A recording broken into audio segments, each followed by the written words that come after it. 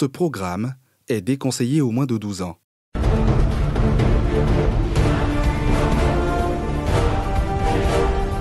C'est un garçon qui décroche en disant que j'ai fini de faire mon travail, mais c'est mauvais.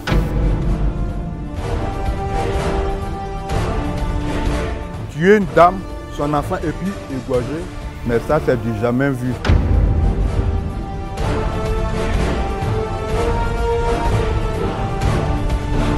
Ah, si on l'avait trouvé seulement, non. Moi seulement, il avait fait la même chose qu'il a fait maintenant, ma sœur. Voilà.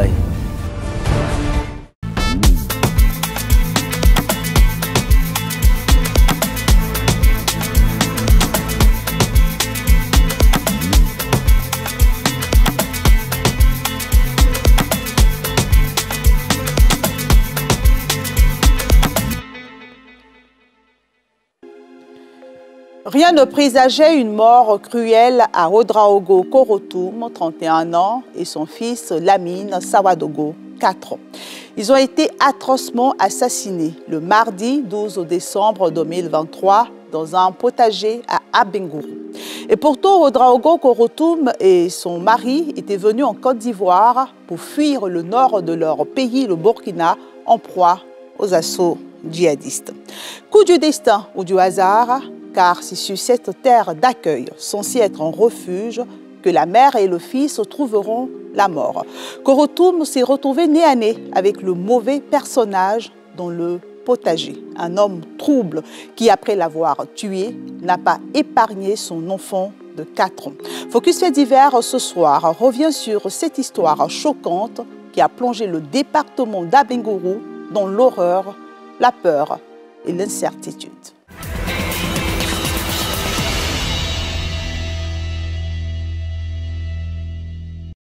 Abengourou, chef-lieu de la région de l'Indénié-Juablin, est une zone essentiellement agricole qui a favorisé l'implantation de plusieurs communautés venues de la sous-région. Autochtones et leurs hôtes vivent dans cette cité de paix depuis plusieurs décennies. Une cohésion et une harmonie légendaire qui a failli être mise à mal par un acte crapuleux et odieux. Samaka, village cosmopolite situé à une vingtaine de kilomètres d'Abengourou. C'est ici que vit Korotoum Ouedraogo, son fils, ses frères, sa mère. Sa communauté est bien intégrée sur cette terre qu'il a vu naître. La dame, elle est d'ici, mais elle est mariée au Burkina. Comme il y avait des tueries au Burkina, donc son mari a préféré qu'il vienne se réfugier un peu aux côtés de ses parents. Outre la communauté de Korotoum, d'autres communautés vivent en parfaite symbiose dans ce village de plus de 1000 âmes. Une vie paisible et tranquille jusqu'à la date fatidique du mardi 12 décembre 2023. Ce jour-là, le soleil se lève sur Samaka. Les chants d'oiseaux annoncent une journée des plus ordinaires chez les Korotoum. Chacun se prépare pour les travaux champêtres. Pour sa première part, le matin, quand ils se sont levés, avec sa fille, elles ont fait le petit déjeuner. Après le petit déjeuner, sa fille dit qu'elle va faire un tour au champ. Elle a souhaité bon retour à sa fille. Puis bon, elle est partie. Ce que la mère ignorait à ce moment précis, c'est que le compte à rebours avait commencé. C'était ses derniers instants avec sa fille. En compagnie de son fils Lamine, 4 ans, Korotoum rejoint son frère aîné dans le potager qui se trouve à 1 kilomètre du village, à quelques mètres de la voie bitumée. Moi, avec elle, on a fait un jardin. Maintenant, quand elle est venue, je lui ai demandé, c'était elle qui est venue à midi. Là. Ça, elle dit qu'elle devrait partir au champ, mais le travail n'a pas été mis. Et ça, elle est venue.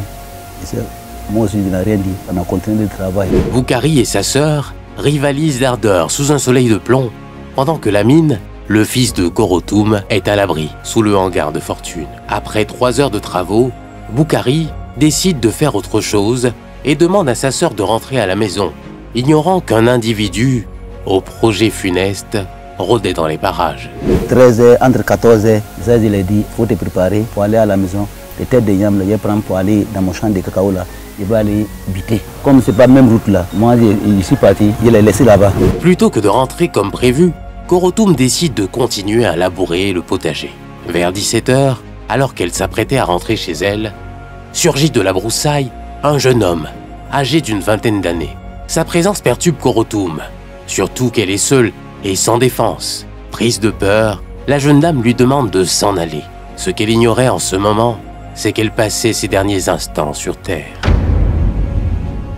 Le jeune en question est membre d'un groupe de prière dans le village de Yakassé-Féassé. Selon ses dires, il passait quand il a vu une femme seule avec son fils dans un champ. Comme elle lui plaisait, il prétend vouloir évangéliser. Ce qu'il ignorait, c'est que Korotoum est musulman. Elle dit ne pas être intéressée. Il lui demande de partir. Comme cette technique n'a pas marché, il lui fait des avances. Mais la jeune dame n'est pas du tout intéressée. Et il tente de la prendre de force. Elle avait une houe en main. Elle a menacé avec, ce qui l'a rendu furieux. Il lui a arraché la houe et elle l'a chifflé.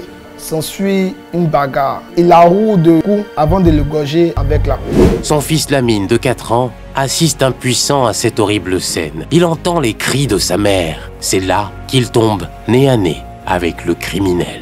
Le petit est venu avec le téléphone de sa mère qui sonnait. Il lui a arraché, l'enfant pleurait et pour le faire taire, il l'a tué et égorgé avec la houe. Ignorant tout du drame qui se joue dans le potager, les villageois vaquent tranquillement à leurs occupations. Pendant ce temps, les corps sans vie de Korotoum et de son fils gisent dans une mare de sang dans la broussaille. Le bourreau, âgé de 23 ans, pour des raisons que l'on ignore, a imbibé ses vêtements d'huile de moteur avant de se fondre dans la nature. Ce n'est que quelques heures plus tard que la mère de Korotoum, intriguée par l'absence prolongée de sa fille, lance l'alerte. Malheureusement, il était déjà trop tard. Il est 20 h. Bakary, le frère aîné de Korotoum, rejoint le domicile familial après une journée bien remplie. Mais à peine met-il les pieds dans la cour qu'il est interpellé par sa mère. Sa sœur Korotoum n'est toujours pas revenue du champ. Elle est venue à la maison. Ma maman me dit que ta sœur n'est pas encore venue. Elle dit elle n'a pas encore venu. Elle avait dit oui. Souvent, si elle quitte au champ, elle reste au bord de la route, elle achète des bananes, ainsi de suite. Donc on n'a pas pris ça d'une manière. Ne voyant nulle part Korotoum et son fils dans le village, son neveu décide de l'appeler sur son téléphone. Lorsqu'on nous avait appelé, c'est un garçon qui décroche en disant que j'ai fini de faire mon travail, mais c'est mauvais. Mais je retrouvais ça bizarre. Il dit à moi, si c'est comme ça, le jeune n'a qu'à monter derrière ma moto, on va y aller voir. Une fois dans le champ, les deux jeunes gens ont du mal à voir dans la pénombre. Ils se mettent alors à crier le nom de Korotoum, espérant une réponse. Quand, soudain, un cri déchire le silence de la nuit. Le frère, lui, il est passé comme ça. Il est venu sortir sur elle. Elle était couchée comme ça. En même temps, lui, il a crié. Oncle, viens, ils ont tué Korotoum. Regardez, ça ici, elle est sortie ici, l'enfant là. Ils ont tué, tapé, et gossé. C'est ça, les corabiers sont venus.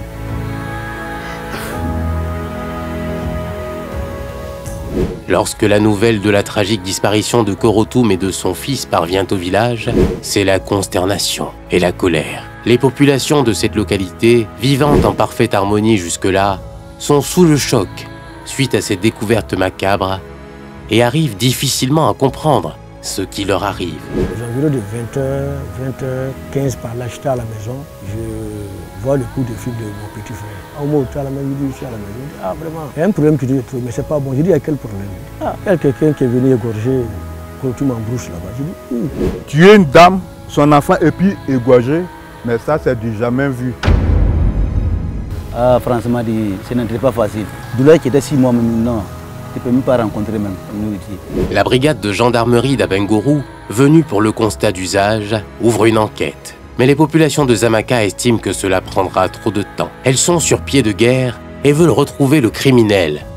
Alors elles s'organisent et se lancent à la recherche de ce dernier. Les gens sont mobilisés, on était à sa recherche. Heureusement pour lui, il y a le force de l'ordre qui a mis la main sur lui. Si c'était la population seulement, ça n'allait pas être bon pour lui. La pression monte. Il faut absolument éviter un autre drame. Une course contre la montre commence. Qui de la population ou des forces de l'ordre mettra la main en premier sur le criminel? Au lendemain du drame, exploitant un indice, les fins limiers se déportent dans le village de Yakassé-Féassé. Ismaël, qui travaillait dans le champ d'un pasteur du village, est suspecté par ce dernier de vol à cause de son aspect. Ils ont créé leur église quelque part là. De temps en temps, ils font des prêches dans le village. Lui, il lit en français la Bible et il y a un deuxième qui traduit ça en anglais. Il a vu le jeune, mon frère, tu n'es pas mécanicien, tu ne travailles pas au commandant au garage. Mais pourquoi tout est vidange? On lui demande, il ne répond pas. Donc, directement, je suis allé à la gendarmerie. L'agent m'a dit qu'hier, on dit qu'ils ont tué quelqu'un, une femme avec un enfant en brousse. Il dit, ce que moi j'ai vu sur lui là, c'est vidange. C'est pour cela que moi j'ai dit de venir voir comment ça y est. Appréhendé puis interrogé plus tard par les enquêteurs, Ismaël ne fera pas de difficulté pour avouer son crime. Une fouille minutieuse de son logement permet aux forces de l'ordre de mettre la main sur le téléphone de la victime. Moi, je n'étais pas trop sûr. Maintenant, bon, pour pouvoir me rassurer, quand il est sorti pour la deuxième fois, il m'a appelé, il m'a montré un portable. Il dit, c'est pas le portable de ta petite soeur, ça. Il dit, si. Et maintenant, bon, j'ai tiré au clair que bon, c'était la réalité. Moi, on l'avait trouvé seulement, non. Moi, seulement, il a fait la même chose comme il a fait ma sœur, là. Wallahi. Alors que le criminel est aux arrêts, un autre problème se présente. Ismaël et la victime sont de deux communautés différentes. Les rumeurs d'un affrontement imminent entre les deux communautés enflent. Finalement, il y aura plus de peur que de mal. Il pouvait y avoir des risques d'affrontement si c'était le Burkinabé qui avait appréhendé celui qui avait commis le crime là. En tout cas, j'ai senti gêné. Ce n'est pas une bonne image pour un comité. Si la cohésion et le calme sont revenus dans le département, cette tragédie a créé un traumatisme au sein de la population. Pendant une semaine de cela, même pour aller au champ, nous, même les garçons, même c'était un problème. Aujourd'hui, Zamaka a fait son deuil et espère que toute la lumière soit faite sur cette affaire. Le souhait, c'est que ça ne se répète plus. Ça, c'est un. Et que la gendarmerie aussi parte à bout de ces enquêtes pour savoir. Parce qu'il y a trop de dire, hein.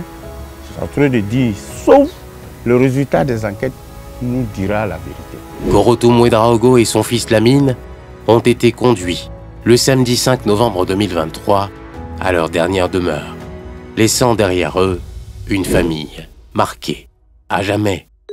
Korotoum et son fils Lamine auraient regagné leur pays d'origine, le Burkina Faso, en janvier 2024, c'est-à-dire le mois dernier. Elle laisse derrière elle un enfant et un mari inconsolables. Quant à Ismaël, le présumé meurtrier, il croupit en prison à la maison d'arrêt et de correction d'Abangourou en attente de son procès. Bonsoir.